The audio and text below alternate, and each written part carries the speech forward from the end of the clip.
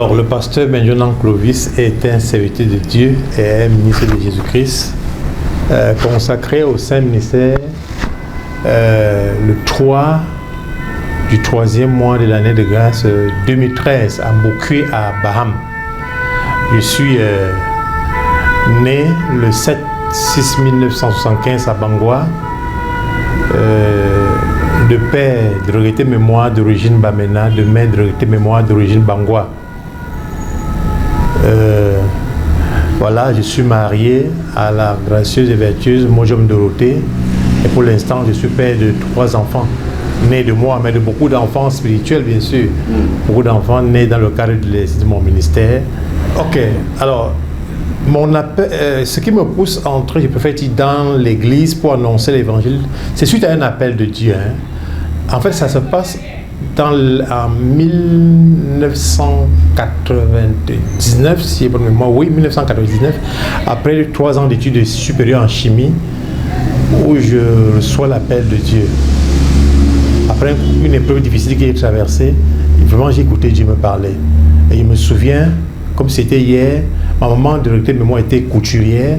Je suis sorti de ma chambre et je suis allé lui dire, maman, tu sais, elle dit non, je crois que désormais je vais servir Dieu. Voilà ce que je lui ai dit. Quoi? Elle m'a dit, qu'est-ce que tu dis?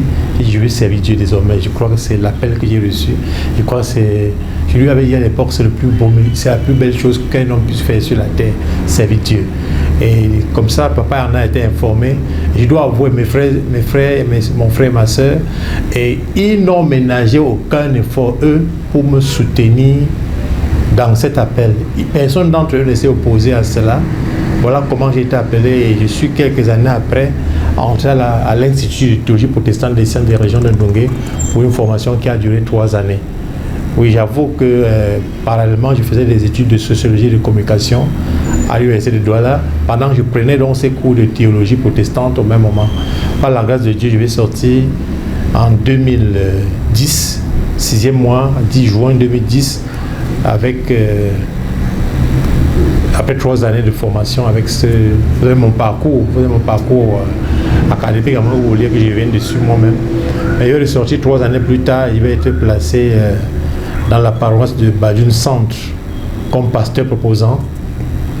Après ces 3 années comme pasteur proposant, je vais être affecté à Douala, dans la région synodale du Vouri Sud et France à l'époque, et je serai pasteur proposant dans la paroisse de Lokadioto. Après cela, je serai pasteur dans la même paroisse. Plus tard, l'Église va estimer que le bagage que j'ai en sciences de communication sera utile puisque le Seigneur m'a fait grâce d'avoir une licence en communication des organisations, une maîtrise en communication sociale et journalisme et un master 2, même un master voilà, en sciences de communication. L'Église va estimer que c'est un bagage qui va être utile pour la communication en son sein. Je serai envoyé à Ndongé parce que sous l'impulsion de son excellence Bella le Jeune, l'Église va créer une radio appelée Radio Bethany de Ndongé et qui sera affecté comme le tout premier du responsable de cette radio où je vais exercer pratiquement pendant, je crois, 5 années pleines. Concomitamment, je serai responsable de la paroisse de Ndongé Mbang. Après cela, aumônier à l'hôpital protestant de Ndongé, rattaché à Ndongé Mbang, et il y a 7 mois révolus, comme le bureau de transition de l'Église évangélique du Cameroun va donc me faire partie de Ndongé après 7 années de service rendu à la gloire de Dieu, va donc me faire déplacer de là pour m'affecter à Yaoundé, paroisse de Lonka. Voilà le bref parcours de la personne.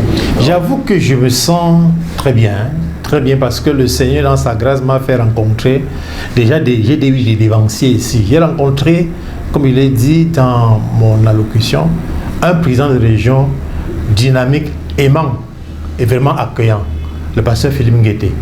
J'ai trouvé une responsable de paroisse, la pasteur Memia Fo Abessine, épouse Kémonier, aimante également, dynamique, travailleuse et maternelle, qui vont me montrer beaucoup de leur affection. J'ai trouvé une équipe d'autres collègues, le pasteur docteur Noukwa Jean Roland, Wokam Jean-Claude, Kenfam Boninadji, les pasteurs proposants avec délégation pastorale sera bientôt consacrée. J'ai trouvé cette équipe vraiment très dynamique, une équipe de travailleurs, une équipe de personnes qui aiment Dieu et ensemble on s'est donc mis au travail. J'ai trouvé un peuple de Dieu engagées dans la foi. Ça, il faut le dire, vraiment, en majorité, des personnes engagées dans la foi en Christ, au nombre desquelles, entre autres, son Excellence, le président du Sénat qui est ancien de l'église ici, c'est sa communauté, des personnes dévouées avec son épouse, maman Marcie Ignat, papa Kouachouma, Manfred, le sage de l'église, Kouesso Benjamin, papa Ndine, professeur Ndine et autres, beaucoup de personnes jusqu'aux agents d'entretien, très engagés au service de Dieu. Voilà comment, voilà l'équipe qui est trouvée. C'est une paroisse vraiment hétérogène, composée de toutes les couches de la société, tous les milieux culturels du Cameroun. On y retrouve les différentes aires culturelles du Cameroun. Elle est même un peu internationale, puisqu'on y retrouve également les Tchadiens. Donc j'ai trouvé des personnes vraiment dévouées à la cause de Dieu. Bon, il faut le dire, hein, il y a aussi des religieux, des personnes qui viennent là, qui n'ont pas encore de relation personnelle avec le Seigneur, mais qui attendent d'en avoir. Mais le simple fait de quitter leur maison et de venir ici faire culte, c'est déjà un plus qu'ils ont sur les autres qui, le premier jour de la semaine où il faut venir écouter Dieu, l'adorer, le louer, ils préfèrent rester à la maison ou aller jouer ce qu'ils appellent le 2-0, mais eux ils préfèrent venir à l'église. C'est un bon signe. Je crois qu'avec cela, ils vont comprendre que l'évangile n'est pas une religion. Il y a une nuance. Parce que dans la religion, c'est l'homme qui fait le premier pas vers Dieu.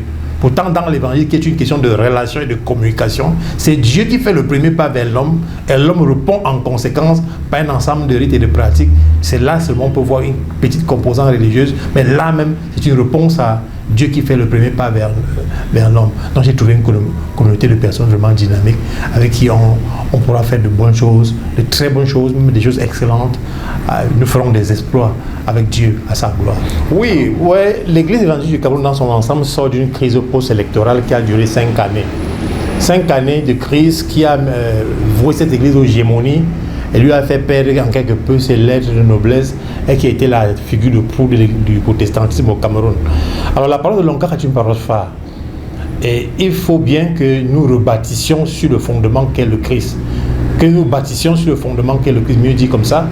Et nul n'a le droit de poser, disait Paul en son temps, un autre fondement que celui qui a été posé, celui de savoir Jésus-Christ. Donc avec la paroisse de Lonka, avec l'équipe qui est sur place, nous allons œuvrer ensemble pour soutenir le nouveau bureau qui a été élu à l'issue des travaux du synode général électif de Bagante, pour soutenir ce bureau, pour soutenir les membres du conseil synodal général qui ont été élus, les membres de la Chambre nationale de justice et de règlement aux différents niveaux qui ont été mis sur pied.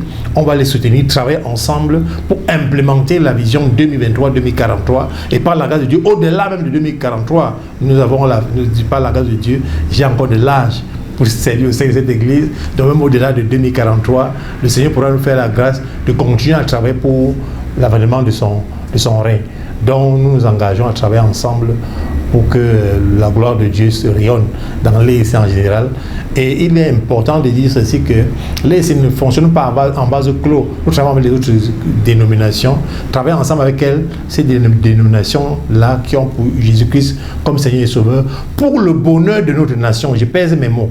Car le Seigneur nous a placés dans cette nation sans notre volonté. C'est une volonté décrétive de Dieu. Elle est souveraine. Et notre bonheur dépend également du bonheur de cette nation où Dieu nous a placés. C'est pourquoi nous devons travailler avec les autorités que Dieu a instituées pour que la vie des Camerounais soit une vie épanouie en Christ et une vie qui ne trouve son sens qu'en Dieu, selon la parole de Dieu qui dit qu'il ne marche pas selon le conseil des méchants, je me répète ainsi, mais qui trouve son bon plaisir dans la loi de l'Éternel qui est la mesure du jour et nuit. Il est comme un arbre planté près d'un courant d'eau qui produit son fruit en sa saison. Donc il est question pour nous d'amener la nation camerounaise à être une nation qui s'abreuve à la source d'eau qu'est Jésus-Christ, à la source de vie qu'est Jésus-Christ, pour que de sources d'eau vives jaillissent de son sein, au sein de cette population jusque dans la vie éternelle. Et là, c'est le Saint-Esprit. Quand le Saint-Esprit habite les cœurs des uns et des autres, vraiment, les mots tels la corruption, les détournements des deniers publics, les pédophiles, l'homosexualité, etc., toutes ces déviances-là, on ne doit pas en avoir, parce que les gens vivent selon le cœur de Dieu, ne se laissent plus conduire selon les désirs de la chair, mais plutôt, et marchent plutôt selon l'esprit. Et notre pays vraiment sera au top, s'il faut dire comme ça, pour la gloire de Dieu. C'est vraiment une grâce, puisque la fête des rameaux rappelle l'entrée triomphante de Jésus à Jérusalem. Et étonnamment, son serviteur entre Alors, quelle coïncidence, c'est vraiment une grâce de l'Éternel. Et il y a un message derrière, moi je comprends. Cela m'invite à l'humilité. Parce que le Seigneur entre à Jérusalem, non monté sur un cheval, mais sur un ânon. Sur l'âne, si on peut dire comme ça. L'âne est un animal humble, mais cependant un animal jusqu'au boutiste, qui n'abandonne pas, qui va jusqu'à atteindre ses objectifs. Humble qu'il est, le Seigneur m'invite à être humble. Humble, parce que là, je dois vous le dire, moi je bâtis mon ministère sur un type, l'amour, la foi et l'espérance, porté maintenant par 4 valeurs principales que sont la prière, l'humilité, le travail, la recherche de l'excellence et le partage. Voilà les 4 axes sur lesquels j'appuie mon ministère, basé, comme je l'ai dit, sur ce type que sont l'amour, la foi et l'espérance. Merci. Merci beaucoup de m'avoir écouté.